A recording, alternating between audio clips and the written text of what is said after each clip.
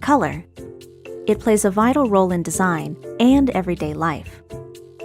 It can draw your eye to an image, evoke a certain mood or emotion, even communicate something important without using words at all.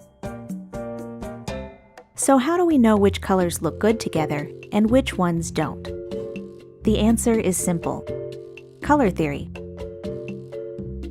Artists and designers have followed color theory for centuries, but anyone can learn more about it.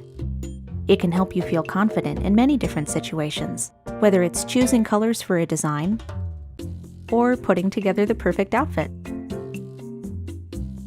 All it takes is a little insight, and you'll be looking at color in a whole new way. Let's start at the beginning, the very beginning, with a refresher on the basics. Remember learning about primary and secondary colors in school? Then you already have some knowledge of color theory. Red and yellow make orange, yellow and blue make green, and blue and red make purple. If we mix these colors together, we get even more in-between shades, like red-orange and yellow-green. Altogether, they form what's called a color wheel. You can probably see where it gets its name. Now, let's take it one step further with hue, saturation, and value. These are terms you might never see in daily life, but they're the key to understanding more nuanced colors, like all those little paint chips at the home improvement store. Hue is the easiest one. It's basically just another word for color. Saturation refers to intensity. In other words, whether the color appears more subtle or more vibrant. Value has to do with how dark or light the color is, ranging from black to white. As you can see, this gives us many different shades, from a deep reddish brown to light pastel pink. So how do we put this all together to create professional-looking color schemes? There are actually tried and true formulas based on something called color harmony that can help. All you need is the color wheel. The easiest formula for harmony is monochromatic because it only uses one color or hue. Just pick a spot on the color wheel and use your knowledge of saturation and value to create variations. The best thing about monochromatic color schemes is that they're guaranteed to match. An analogous color scheme uses colors that are next to each other on the wheel, like reds and oranges, or cooler colors like blues and greens. Don't be afraid to play with the palette and create your own unique interpretation. That's what these formulas really are, merely starting points to help guide and inspire you. Complementary colors are opposite each other on the wheel, for instance, blue and orange, or the classic red and green. To avoid complementary color schemes that are too simplistic, add some variety by introducing lighter, darker, or desaturated tones. A split complementary color scheme uses the colors on either side of the complement. This gives you the same level of contrast, but more colors to work with, and potentially more interesting results.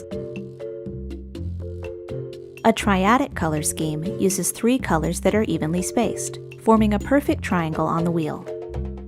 These combinations tend to be pretty striking, especially with primary or secondary colors, so be mindful when using them in your work. Tetradic color schemes form a rectangle on the wheel, using not 1 but 2 complementary color pairs. This formula works best if you let one color dominate while the others serve as an accent.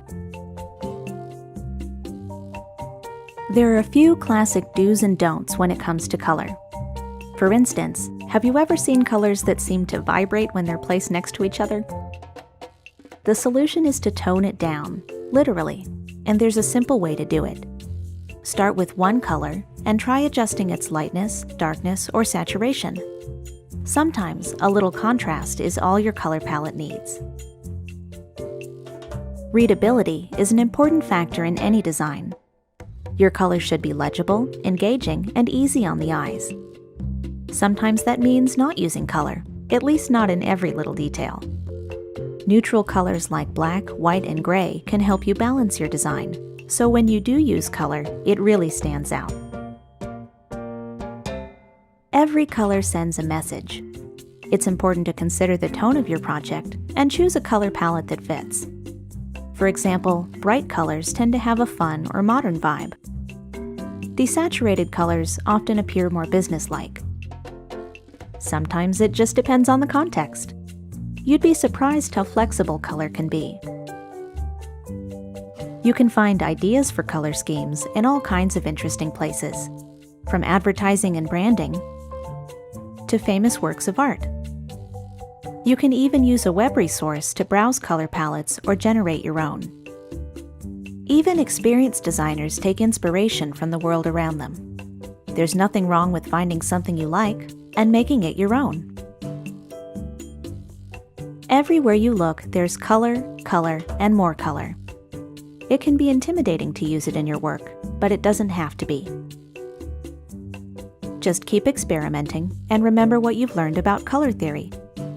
Soon, choosing great-looking colors will feel like second nature. We hope you enjoyed learning the basics of color. Check out the rest of our design topics, including typography, images, and composition.